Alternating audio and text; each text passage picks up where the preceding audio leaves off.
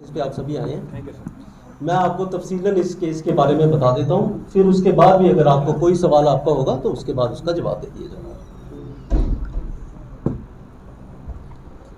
16 अगस्त शाम को तकरीबन 10 बजे शहजादा नाम की एक लेडी जो कि श्रीनगर की रहने वाली है और डिसीज्ड नूरुल हबीब की सिस्टर हैं, वो पुलिस पोस्ट सिद्रा में कॉल करती हैं और कहती हैं कि मेरे फ़ोन मेरे ब्रदर उठा नहीं रहे हैं, काइंडली आप हमारे घर पर जाएं और एक बार देखें कि सब चीज़ें ठीक हैं। इस कॉल के बाद जब हमारी टीम तभी विहार सिद्रा में लेन नंबर 32 में जो घर है वहाँ पे जाती है तो देखते हैं कि घर जो है वो अंदर से बंद है। वहाँ घर से फाउल स्मेल आ रही थी। इस चीज़ पे शक करते हुए हमारी टीम ने ताले तोड़े और घर के अंदर गए। वहाँ पे 4 बॉडीज़ मिली।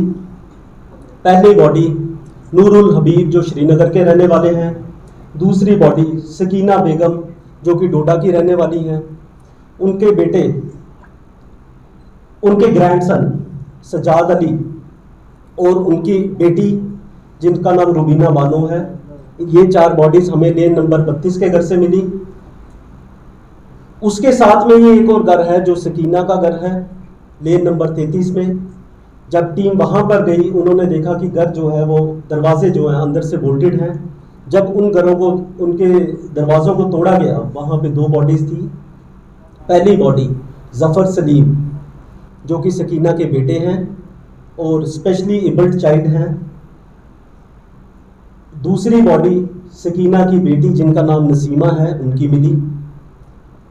टोटल 6 बॉडीज को पुलिस ने अपनी कस्टडी में लिया और गवर्नमेंट मेडिकल कॉलेज जम्मू में ऑटोप्सी के लिए इनको लेके आए।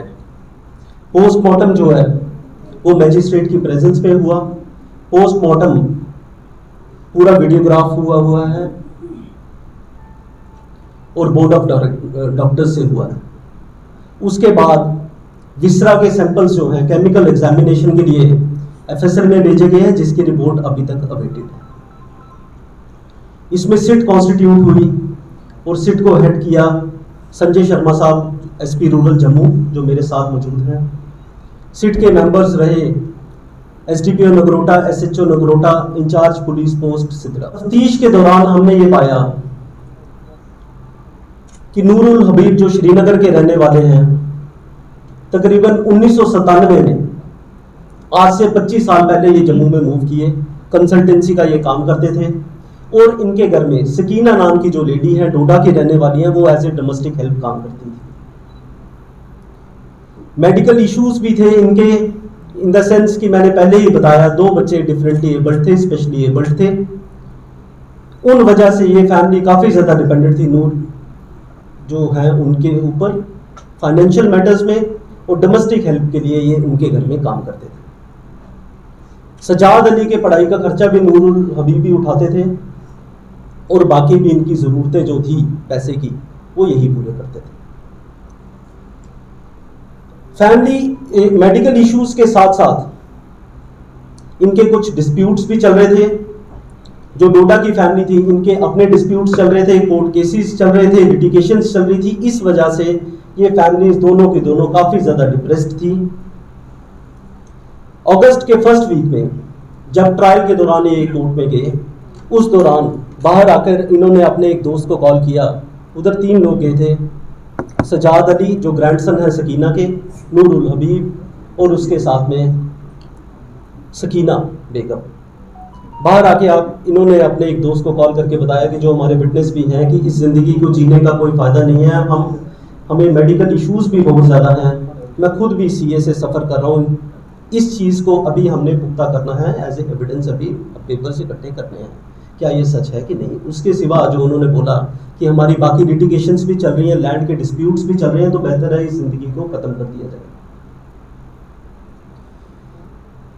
4 तारीख को वो कन्विंस करते हैं 3 लोगों को, जिसमें से पहले हैं सकीना बेगम, दूसरे हैं सजाद अली और तीसरे हैं रुबीना, कि इस ज़िंदगी को हमें ख़त्म कर देना चाहिए क्योंकि मैं जीना नहीं चाहता और हम दोनों फैमिलीज एक दूसरे पे इतनी ज़्यादा डिपेंडेंट है कि मैं आपके बिना नहीं जी पाऊंगा और आप हमारे बिना नहीं जी पाएंगे। सिट ने काफ़ी ज़्यादा एविडेंसेस इकट्ठे किए हैं, जिसमें सीसीटीवी फुटेजेस हैं, जिसमें कॉल डाटा रिकॉर्ड्स हैं, जिसमें मोबाइल फोन्स जो डिसीज्ड के हैं उसमें डाटा एक्सट्रैक्ट किया हुआ है, बैंक के काफ़ी ज़्यादा रिकॉर्ड्स हैं, डिटेल्स हैं, जो इन चीज़ों को पुख्ता कर रहे हैं जिसके बारे में मैं बात कर रहा हूँ। 5 तारीख को पहले दिन इन्होंने अपनी जो प्लानिंग है उस पर काम करना शुरू किया।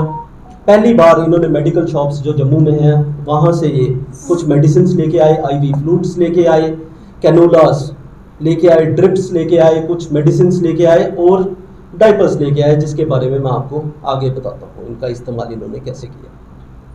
6 अगस्त की अगर अब मैं बात करूँ, इन्होंने इस टाइम पे संजीव कुमार के नामक एक आदमी जो कि जम्मू के रहने वाले हैं और हेल्थ वर्कर हैं, इनके पहले भी नोन थे, इन्हें अपने घर में बुलाया और बताया कि जो 2 बच्चे हैं स्पेशली एबल्ड, इनको काफ़ी ज़्यादा परेशानी है, अगर आप इनमें कनूला इनकी आर्म्स में फिक्स कर देंगे तो इनको हम मल्टीविटामिन्स दे सकते हैं। उनके साथ साथ उन्होंने ये भी कहा कि हमें खुद भी बुखार है और काइंडली ये कनूला जो है हमारी आर्म्स में भी फिक्स कर दें। 7 तारीख को पहली बार इन्होंने ड्रग्स इन्फ्यूज करना शुरू किए 2 बच्चों पे। 4 लोगों ने मिलके 2 लोगों पे ड्रग्स इन्फ्यूज किए, जिसमें जफर सलीम है और दूसरा जो नसीमा नामक लेडी है जिसके बारे में मैंने पहले भी बताया। उस शाम को इन्होंने संजीव कुमार को एक बार क्या इनकी तबीयत पहले से इम्प्रूव हुई है कि नहीं हुई है। संजीव कुमार, उसको पता नहीं था कौन से ड्रग्स दिए जा रहे हैं, इन द सेंस कि उनके सामने सिर्फ यही बताया था कि हम आईवी फ्लूइड्स दे रहे हैं, मल्टीविटामिन्स दे रहे हैं। उन्होंने कहा कि इन बच्चों की तबीयत जो है वो डिटेरियोरेट हो रही है, आप काइंडली इन्हें किसी डॉक्टर से कंसल्ट करें और किसी डॉक्टर को दिखाएं।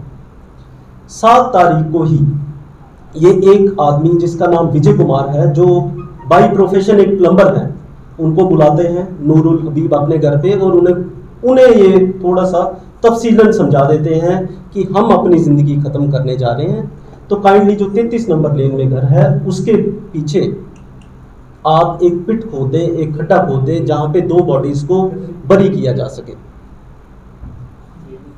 इसके बाद 9 तारीख को विजय कुमार आते हैं, 2 लोगों को अपने साथ एंगेज करते हैं और इस घर में खड्डा खोद देते हैं और इसके लिए नूरुल हबीब उन्हें 2.5 लाख रुपया देते हैं, जिसमें से हमने काफ़ी कैश अब अरेस्ट कर लिया गया है इनको, विजय कुमार को, और काफ़ी सारा कैश हमने we have seized that cash. 12 तारीख को इसके बाद हमारी तफ्तीश के हिसाब से, जबकि अभी पूरी रिपोर्ट्स आना बाकी हैं, 2 लोगों की डेथ हो गई थी, जिसमें से पहले जो शख्स थे उनका नाम है जफर सलीम और जो दूसरी लेडी है जिनका नाम है नसीमा। उसी दिन इन्होंने फिर इसके बाद प्लान किया कि सकीना नाम की जो लेडी है, अब इसको हम ड्रग्स इन्फ्यूज करेंगे। इसके साथ साथ मैं आपको एक और चीज़ बताता चलूँ जो कि काफ़ी इम्पोर्टेंट है कि किस तरीके से इन्होंने ये सारी चीज़ें प्लान की। 6 अगस्त के बाद दोनों ही घरों में सीसीटीवीज थे, उनको डीएक्टिवेट कर दिया जाता है, डिसेबल कर दिया जाता है ताकि कोई भी फुटेज कवरेज उसकी ना हो सके।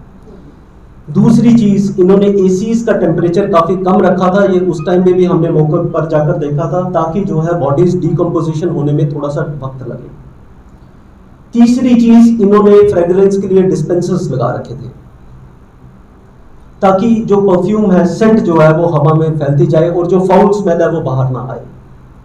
चौथी चीज़, इन्होंने ये सारी चीज़ें छुपाने के लिए डाइपर्स का इस्तेमाल किया था, जो कि हर एक डिसीज्ड की बॉडी में था। बॉडीज एक्सक्रीट जब कुछ करती हैं उसकी एक स्मेल होती है, उस स्मेल को छुपाने के लिए इन्होंने ये वाली चीज़ का एक इस्तेमाल किया डाइपर्स का, जो कि मेडिकल बिल्स भी हमारे पास उस चीज़ के मौजूद हैं और सीसीटीवी कवरेजेस हैं और कॉल डाटा रिकॉर्ड्स भी उन चीज़ों के हमारे पास मौजूद हैं। इन्होंने ये वाली चीज़ का एक इस्तेमाल किया डाइपर्स का, जो कि मेडिकल बिल्स भी हमारे पास उस चीज़ के मौजूद हैं और सीसीटीवी कवरेजेस हैं और कॉल डाटा रिकॉर्ड्स भी उन चीज़ों के हमारे पास मौजूद हैं। नूरुल हबीब ने अगस्त के महीने में जलंधर के एक वेंडर के पास अपने घर में करने के लिए कुछ जिम का सामान ऑर्डर किया था। 13 अगस्त को ये वापस वेंडर को कॉल करते हैं जलंधर में और कहते हैं कि हमें इस सामान की अब जरूरत बिल्कुल नहीं है। हमारे घर में जितने भी लोग हैं वो काफ़ी ज़्यादा बीमार हैं और हमें ये सामान आप बिल्कुल नहीं चाहिए, तो कृपया करके ये अपना सामान आप अपने पास ही रखें। 14 तारीख को हमारे हिसाब से, हमारी इन्वेस्टिगेशन के हिसाब से सकीना की डेथ हो गई थी और उसके बाद जो बाकी 3 लोग बचे थे, जिसमें नूरुल हबीब, सजाद अली और रुबीना, ये शहर के नॉर्थ में जो सिटी में आते हैं कुछ और मेडिसिन लेने के लिए अपनी नैनो कार में, और उन मेडिसिन को लेके वापस चले जाते हैं। इसके बाद ये जोमेटो के थ्रू उसी दिन दोपहर को कुछ फूड पैकेट्स ऑर्डर करते हैं पहलवान स्वीट्स गांधीनगर जम्मू से, और डिलीवरी बॉय को ये बताया जाता है, उसे बोला जाता है कि हमारे घर में कुछ कोविड के केसेस हैं, तो काइंडली आप घर के अंदर ना आए, आप बाहर वेट करें, हमें सिग्नल कर दें, आप हमें कॉल कर दें, उस कॉल के बेसिस पे हम बाहर आ जाएंगे। और उन्होंने पैकेट्स वहां से इकट्ठे किए। 14 तारीख की शाम को इन्होंने फिर एक बार संजीव कुमार को अपने घर में बुलाया, और जैसे कि नॉर्मली अगर कोई पेशेंट बीमार होता है, कैनुलास को फिक्स करने के लिए, उसको फ्लश आउट करने के लिए, उसको क्लियर करने के लिए उस चीज़ की मदद ली।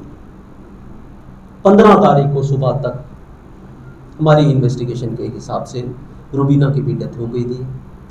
लास्ट टाइम इन्होंने संजीव कुमार को अपने घर पे बुलाया, जिनको इल्म नहीं था कि ये किस लिए ये सारी चीज़ें हो रही हैं। वो उस टाइम तक यही सोचते रहे कि शायद ये इनको ठीक करने के लिए है। और जो नैनो कार है उसमें ये 2 लोग बैठे घर के बाहर, और एक बार फिर से मेडिकल एडवाइस ली और बोला कि हमारे कैनुलास को, नए कैनुलास को एक बार फिक्स कर दें।